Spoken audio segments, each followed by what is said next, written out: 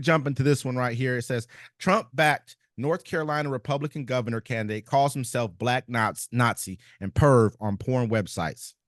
You remember the guy, this is Mark Robinson, but North Carolina Republican and candidate for governor Mark Robinson received a major backlash after it was reported that he referred to himself as a Black Nazi on a pornography website.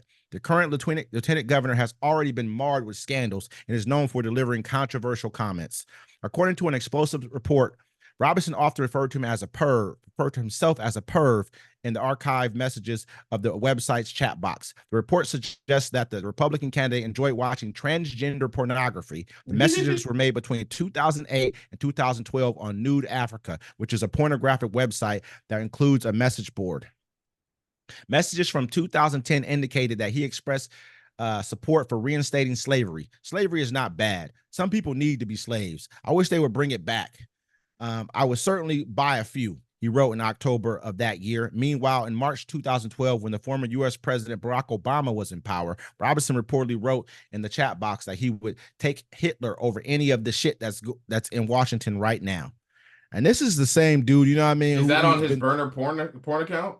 Yeah, man. This is the burner porn account that this guy had, man, from back in 2008 to 2012. This is that loudmouth, man, the one basically Uncle Ruckus, black dude who's lieutenant governor right now currently of North Carolina, who's running for governor, and he's always got something to say. Man, we was better off back in slavery. We should be. I mean, this dude is crazy. Like, bro, you sit around here and you pander so much to these people that you would say we should be in slavery. Some people are better off as slaves. Like I just couldn't even look. You can't even look yourself in the face. That's why you're on here on these transgender sites looking at transgenders. I ain't knocking you for it. You look at all the transgenders you want to, but then don't go back behind them and say that you don't like them and they shouldn't be able to have their own bathrooms or they shouldn't be able to go to the identity bathroom of their choice. I don't think they should. Well, that's how it always starts off, dude. It's like the people that are being the loudest about that are usually the people that are gay because they got to cover up for their stuff. I mean, I look at it like this, bro. I don't mind him trying to cover his tracks on the porn site. You know what I'm saying? That's what I hear about that. I mean, he's a piece of crap, but I mean, like, yeah, cover your tracks. Yeah, I'm a black. Did he say he's a black Nazi on the site? Yes. Oh, man, he ain't covering nothing up. Listen, he was he a gangster? Who he was. He was being who he was, man. And in 2008, he probably didn't even imagine him getting himself this far until he started saying the worst possible thing about black people that he could possibly say. They started listening to him. You know what I mean? They're like, we like that as long as someone's saying it. But I'm saying like this, it's like, bro, like, I mean, I know a lot of black Nazis. You know, if we're getting down to it, I know a lot of gangsters, a lot of hood dudes, a lot of real niggas. You know what I'm saying? I know what you're saying. You can't be both. I know what you're saying. I know what you can be real, but you can't be a nigga too. You know what I'm saying? You're either real or you a nigga. So I mean, what's the difference? You know what I'm saying? Would a black Nazi terrorize a black neighborhood? Yes. Would a black Nazi talk about in music that he wants to kill, or would a Nazi talk about in music he wants to kill black people? Yes. That's why they listen to hip hop. That's why everybody likes it. Like, shot that nigga, kill that nigga, burn that nigga, kill a nigga mama. You know what I'm saying? I've listened to it too. I mean, in my this dude right here, man, he's running for office. Yeah, no, but he's just like these cats who are like sometimes you'll see some pastors or people like that. Not saying all the time, but back in the day, you had certain pastors who come out. What was that? Like Jimmy Swagger or what was his name? Something.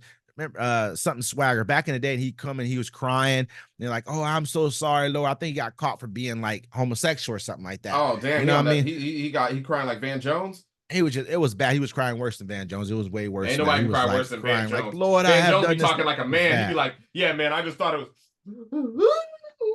I thought it was the best kind of ice cream I ever had. Van Jones. But I'm definitely like, man, don't be the person who pushing down or pointing down on one class of people, and then at the same time, deep down in your heart, you're on sites watching that same exact thing. Well, I mean, sometimes they gotta choose. He's running for Republican, isn't he?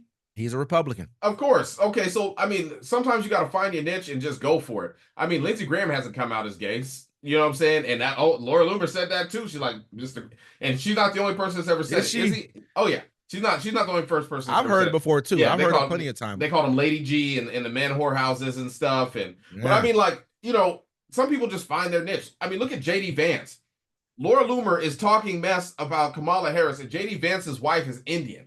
You know Yep. what I'm And saying? he didn't say nothing Nothing at all. You I know what I mean, mean? what do you say to your kids, bro? Like, what do you say to these are the people you're gonna have your kids around. She's gonna be around.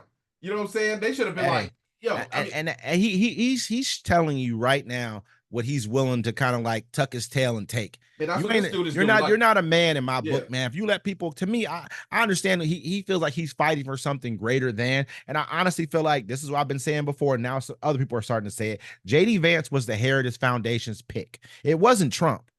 JD Vance is their pick.